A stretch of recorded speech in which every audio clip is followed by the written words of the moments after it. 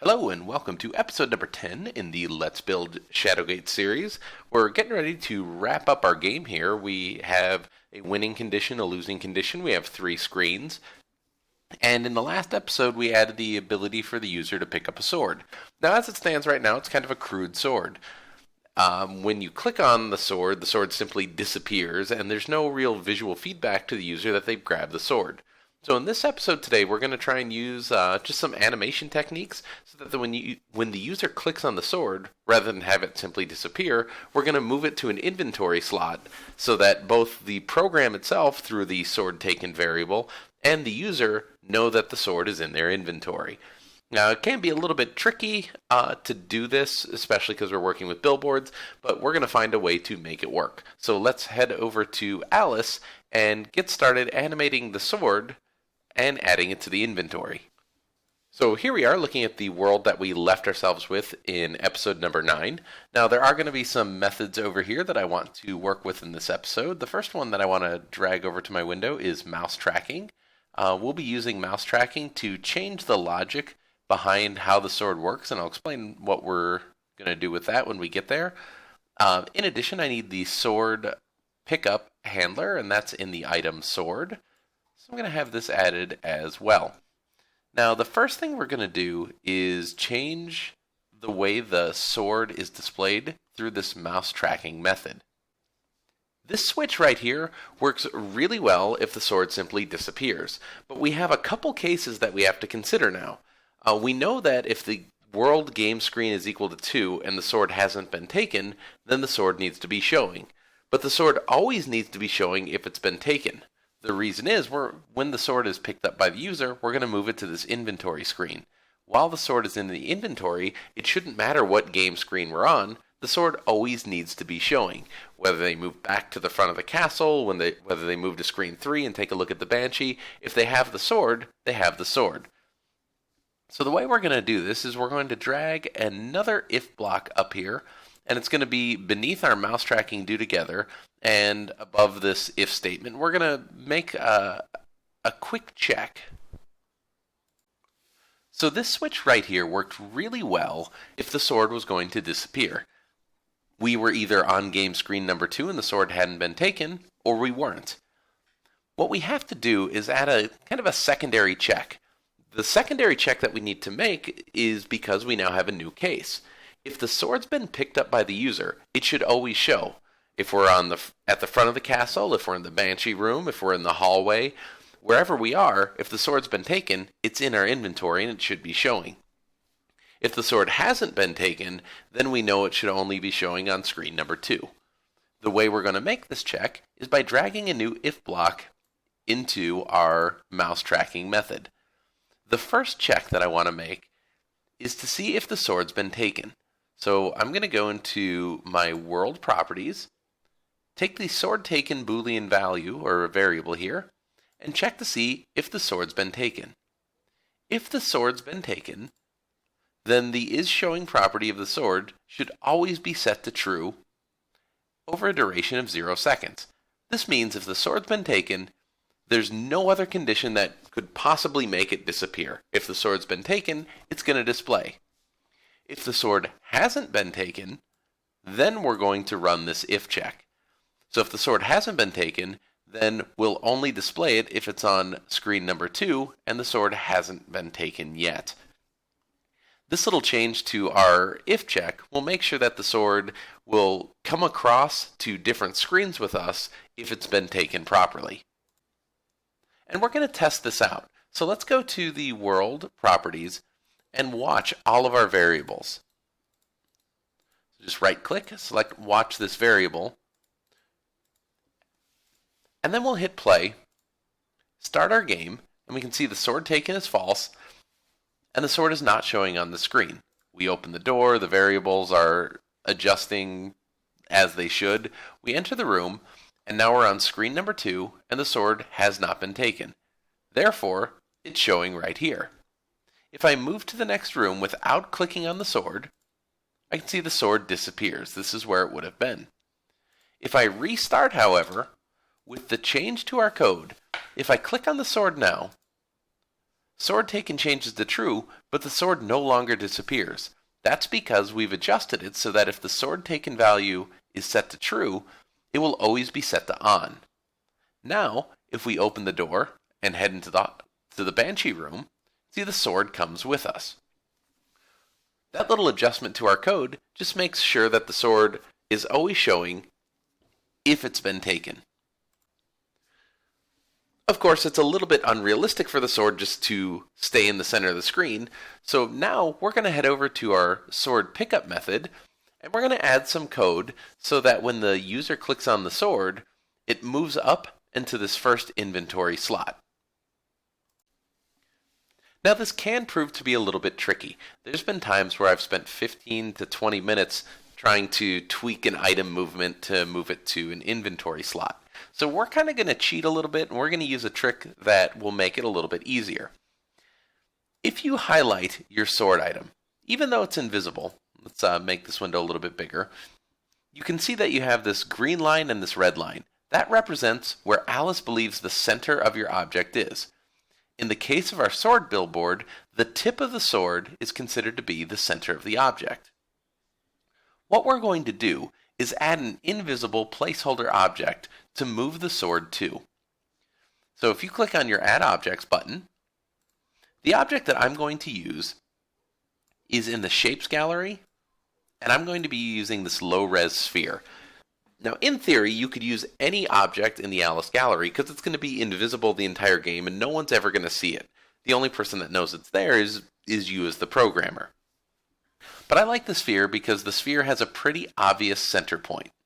So I'm going to drag the sphere out into the world, and you can see that when it comes into the world, it kind of gets bisected here by this billboard. I don't want that to happen, so I'm going to do a couple of things. First, I'm going to resize the object so that it's relatively small, and then I'm going to use the Move Objects Freely arrow, and I'm going to pull it towards the camera. The reason I'm pulling it towards the camera is I want to make sure that it's a good distance in front of this billboard. Once I've pulled the object forward, I can use the Move Objects Up and Down to put it in line with this first inventory slot, and then use the Move Objects Freely to kind of center it here on the right-hand side of my inventory slot. This object by default is named Sphere, and I don't really want it named Sphere. That doesn't help me identify what it is in my game. So I'm going to right-click and rename this object and call it Inventory 1 Placeholder. With it positioned correctly, I'm going to change the isShowing property to false. The object's still there, but now it's invisible. Now this is the spot that you might end up using quite a bit of trial and error. What I want to do is adjust this method, the sword pickup method, so that when the sword is picked up, it runs a small animation that moves the sword up here into this goods inventory slot. So the way I'm going to do this is by putting a do-together block in sword pickup. Now I know the first thing that I want to happen is I want the variable sword taken to be set to a value of true. But I also want a couple other things to happen. First and foremost, I want this item sword, click on methods, I want it to move to, so find move to, and I want it to move to my inventory 1 placeholder, and we'll give it a duration of about 3 seconds. That will align the center points. It won't quite work out here, but let's just test it and make sure that our program is working as it should. If we've done this correctly, the sword should move so that the point of the sword is matched with our invisible object. So we'll hit play, start our game, and we click on our sword. You'll see that the sword moves to our invisible object. That's pretty good, but I want the sword to lie flat so it fits inside this inventory slot. I'm going to do this by using the item sword roll command, and I'm going to have it roll to the right by 1/4 revolution, And I'm going to do this over a duration of, let's try 2.5 seconds and see how that works. Going back to test this in my world, I'm going to click on the sword, and I can see that the sword is moving to about the proper spot in my inventory slot. I'd like this to be a little bit bigger, so I'm going to handle this by the resize command, and we'll use item sword resize, and I'm going to make it twice as big and do a duration of 3 seconds so it matches the same sort of fluidity as the rest of the animation. When I hit play now, and test by clicking on the sword is now moving to the proper inventory slot. So that's kind of what I'm looking for. Now as I move through the game, the sword will remain in the inventory slot that I put it in. This is going to create a sort of bug that we're going to have to deal with in our game, though. When I go in and pick up the sword, you can see sword taken is equal to false. Now it's equal to true, so the sword will always display. If I open the door and go see the Banshee, you can see the sword still displays. If I click on the Banshee, I still win the game, but because of the way we've structured our if check to now display the sword doesn't disappear when I win. Not that it really matters, but when I click on the Banshee and I lose, there is no sword there because I never picked it up. So I need to think of a way to make the sword disappear when the you win screen is displayed. So let's head over to our world variables and take a look at our properties. We have Banshee clicked false. Now this is a variable that I added in an earlier video, but I haven't quite used yet. So let's go ahead and hit play and take a look at the Banshee clicked variable. It's set to false. Pick up the sword, it moves to our inventory, and when I click on the Banshee, I get the you win screen, but I'll notice Banshee click gets set to a value of true. I can use this to make sure that my sword turns off when the game is over.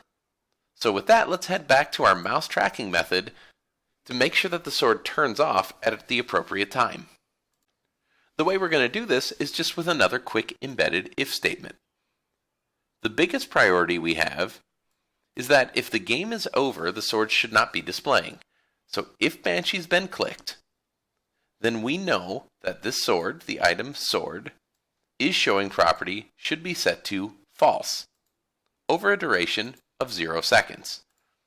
This is our number one priority. When the game's over, the sword is not showing. Otherwise, we'll put this whole if block into the else block of the Banshee clicked if check. The logic behind this is, if the Banshee's been clicked, then the sword is always invisible. If the Banshee hasn't been clicked yet, meaning the game is in process, then the sword is always visible if the sword's been taken. If the Banshee hasn't been clicked and the sword hasn't been taken, then the sword will only show if the game screen is equal to 2 and the sword has not been taken. Now I recognize that this can look a little bit confusing, but as you write more complicated games, one of the most important skills that you can develop is the ability to trace what your program is doing in your head. It doesn't mean it's always going to work, but being able to follow the logic of why the sword is displaying or not displaying is rather important. At any rate, let's test our game and see if the sword disappears at the appropriate time. We click on the sword. It moves to the inventory slot. Banshee clicked is false, so our sword is still displaying, but when I click on the Banshee clicked value gets set to true, the you win screen is displayed, and since our biggest priority is Banshee clicked equals true turns the sword off, the sword disappears when the game is over. And that right there is going to do it for episode number 10. We've adjusted our sword pickup code so that when the user clicks on the sword, it moves to the proper inventory slot on the screen. And then we've adjusted the display code, which is this guy right here, so that the sword is always off if the game is over. The sword is always on if it's been picked up. And if those two things aren't true, then the sword will only display when the screen equals 2, when the sword is in where it's supposed to be picked up from. So you can use that logic to add any other objects you want to the game and add some conditional checks so that they're used in different ways. Maybe you want some objects that can interact maybe with the mummy on the screen. We're not going to be doing that in this tutorial series, but the skills that you learned in the previous videos, you could really add a lot of functionality to our point-and-click adventure game here. Now, we are just about done with the Let's Build Shadowgate series, but I want to do one more episode, and in episode number 11, we'll add some finishing touches by adding some sound effects and maybe some music to our program. As always, I'd like to thank you for your support of the Let's Build Shadowgate series and the Introduction to Alice series. If you have any questions, leave those in the comments below, and I'll be happy to help you get your program working or help you work out any bugs that you might have come up with. Until then, thank you so much for watching, and have a great day.